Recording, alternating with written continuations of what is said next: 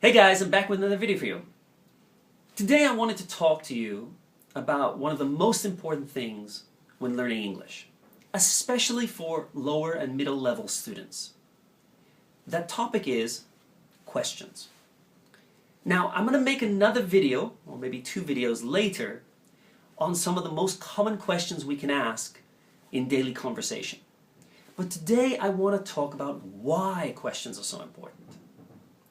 You see, questions achieve three things at the same time. First, they show the person who's talking that they were actually listening. They're not dreaming about what they want to do in the future. They're not thinking about tonight's dinner. They're listening to what the person was saying. Number two, it shows understanding or lack of understanding. You see, it's okay if you misunderstood, and by asking a question that didn't really work, the other person will realize, oh, no, you misunderstood, or I think you didn't get what I was talking about. That's really useful. So whether it's a good question or a question that doesn't really make sense, it will be really helpful for the speaker. And third, and probably the most important, is that it shows you care. It shows you're interested.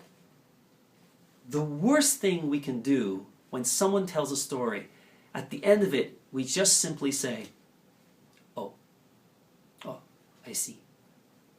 Oh, I understand. No. That's nothing. I don't really think you do if you say things like that.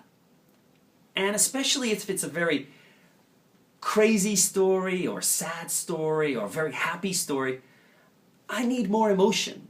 I want to know that you really understood what I was talking about.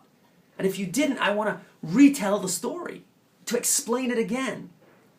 Or maybe if it's very complicated, that I have to add more information so it's clearer for you. But the thing is, native speakers, I believe, really want those questions. We really want to hear that people are interested in what we have to say. That's why we like talking. Now, I know Japanese people are a little shy. Okay, I got it.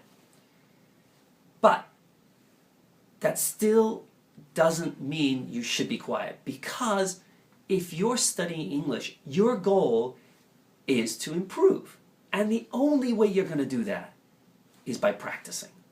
That means being uncomfortable at first and doing things a little different. And your heart might be beating fast because you're worried that I'm going to make a mistake or I don't really understand. So what? Focus on what you did understand. Or ask the person to retell the story. Or just try. You see, we don't want people to just sit there and do nothing when we tell an exciting or crazy story. We want some back and forth. And the questions don't have to be really important. You know, if I went to a restaurant, a good question might be, was it crowded? That's it. Was it crowded? 3 words. It's not very difficult. Another one maybe, what time did you get to the restaurant? Now, do I care if the restaurant was crowded? Probably not. Do I care what time they got to the restaurant? Probably not. But because I asked the question, it shows I understood what the topic was. I understood that they didn't tell me the time, or maybe I misunderstood something. And it shows I care. I want to know more. Tell me more. Wow, you found that interesting? You want to share that story with me? Great. I want to show that I care as well.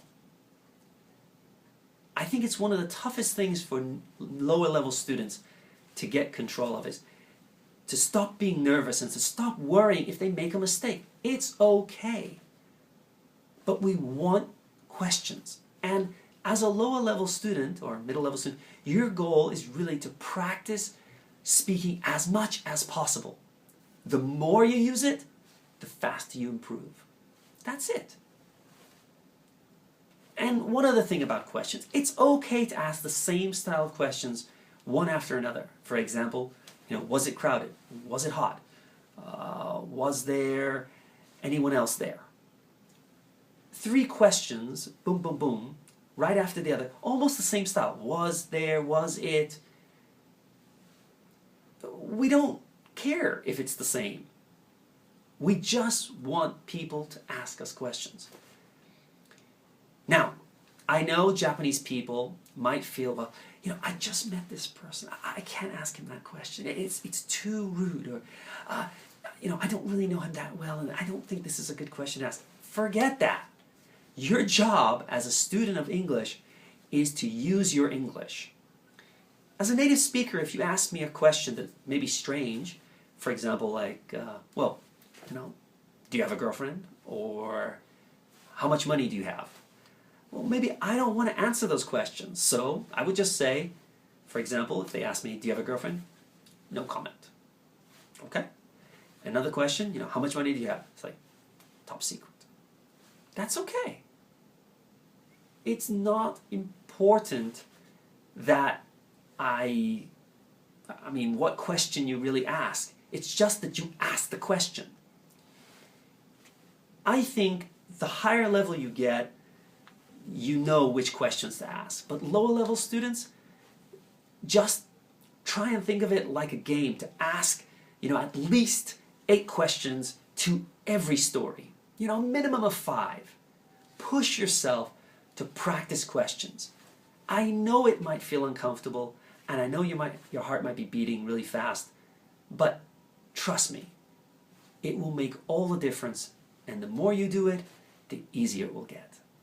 So, keep your eye out for my next video, or next 2 videos on questions. They'll be pretty helpful for you.